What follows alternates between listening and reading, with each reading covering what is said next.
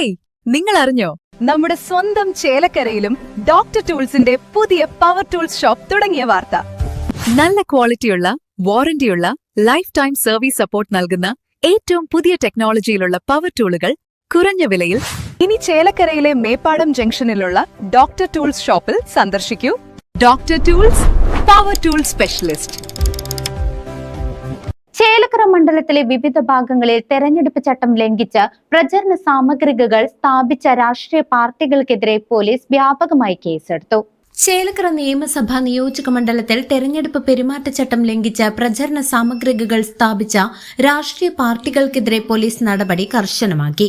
മണ്ഡലത്തിലെ ചേലക്കര, പഴയന്നൂർ, ചെറുതുരുത്തി എന്നീ police station പരിധികളിലെല്ലാം നിയമലംഘനങ്ങൾക്കെതിരെ FIR register ചെയ്തിട്ടുണ്ട്.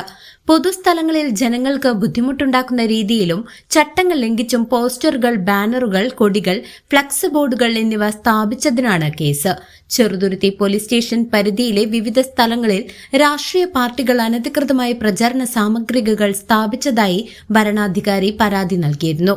മാർച്ച് 16 മുതൽ 28 വരെയുള്ള കാലയളവിൽ നടന്ന നിയമലംഘനങ്ങളിൽ സബ് ഇൻസ്പെക്ടർ ജമാലുദ്ദീൻ CM അന്വേഷണം നടത്തുന്നു. സമാനമായ രീതിയിൽ പഴയന്നൂർ, തിരുവല്ലോമല പ്രദേശങ്ങളിൽ ചട്ടം ലംഘിച്ച ബോർഡുകൾ സ്ഥാപിച്ചതിന് Pazhayannur inspector Sudheelal M case register ചെയ്തു. മാർച്ച് 28 രാവിലെ വരണാധികാരിയച്ച ഇമെയിൽ പരാതിയിലാണ് പഴയന്നൂരിൽ നടപടിയുണ്ടായത്.